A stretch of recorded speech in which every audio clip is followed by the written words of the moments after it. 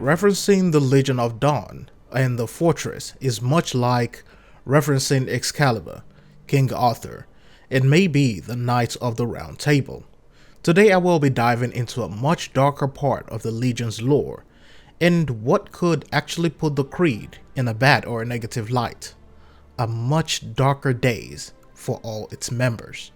First, we will start with the famed leader of the Legion, Helena Tarsis. The lore recorded her as the first Lancer and the leader of this powerful force. When Helena was young, she was captured and enslaved, tasked with tilling and serving amongst the wealthy families of Bastion.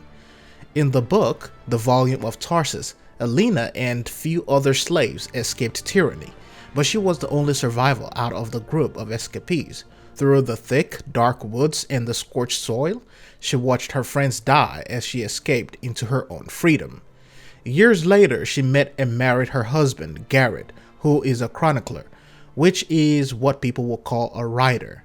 Along with Garrett, Helena also met a scientist, an inventor named Arden Vasa. They all became the best of friends and together laid the foundations, principles, and the goal for what became the Legion of Dawn.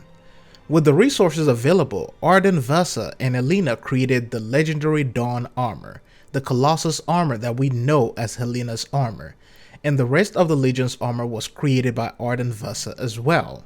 The Creed grew and became stronger with a strong devotion to the freedom for humanity. Together, they fought the Urgot oppressors, and Tarsis led humanity to its mighty victory. Along with her trusted soldiers, Sanadin, Lihatrel, and Magnastral, they conquered beasts and made name as heroes of Dawn. In time, the Legion grew and needed its own haven. This was when they decided to build a fortress. And to build the Fortress of Dawn, Arden Vasa stood in a large open field and scorched the earth with ember, erupted rocks of volcanic ash.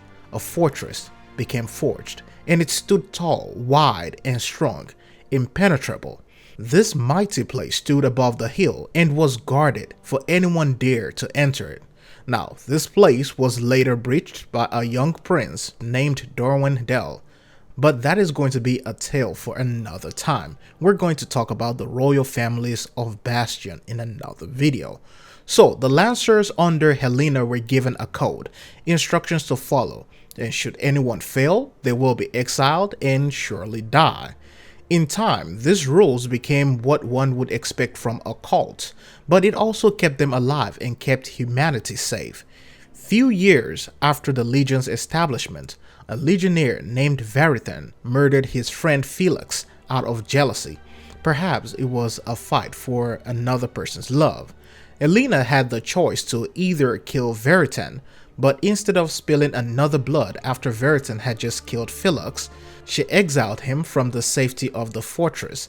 They banished him to the Exile's Arch, a place so dangerous that most people were eaten alive by the wild beasts. For those who were really lucky in these regions, they handed them over to the authorities at the Hanging Tree, but if you were unlucky, you will surely die.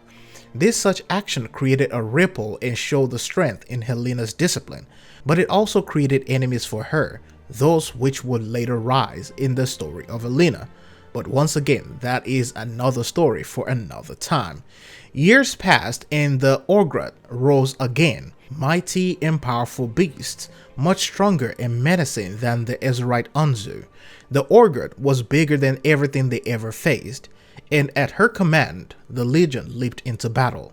They charged into Hell's Gate, knowing that there might never be a return. They fought the beast as it attacked the human settlement of Anthem. The battle raged for hours, and in those final moments, Helena raised a legendary mighty sword and sacrificed herself to prevent the massacre. She fell in battle, and so did the Urgot. Shortly after Helena's death, the Legion dispersed and both Garrett and Arden Vasa became unaccounted for. But that is not the end of the story. Sometime after her death and the dispersion of the Legion, some people claim that they saw Helena Tarsis near Ansha. How could something that is dead rise again? And where exactly is she? Did she take on a new name, a new identity, a new form? Well, that will be for us to find out next time, because this is something that is quite interesting to know, and I will try to avoid any major spoilers.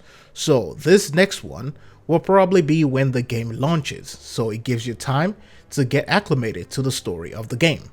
But anyways, thanks for watching, thanks for listening, I'll see you in the next one.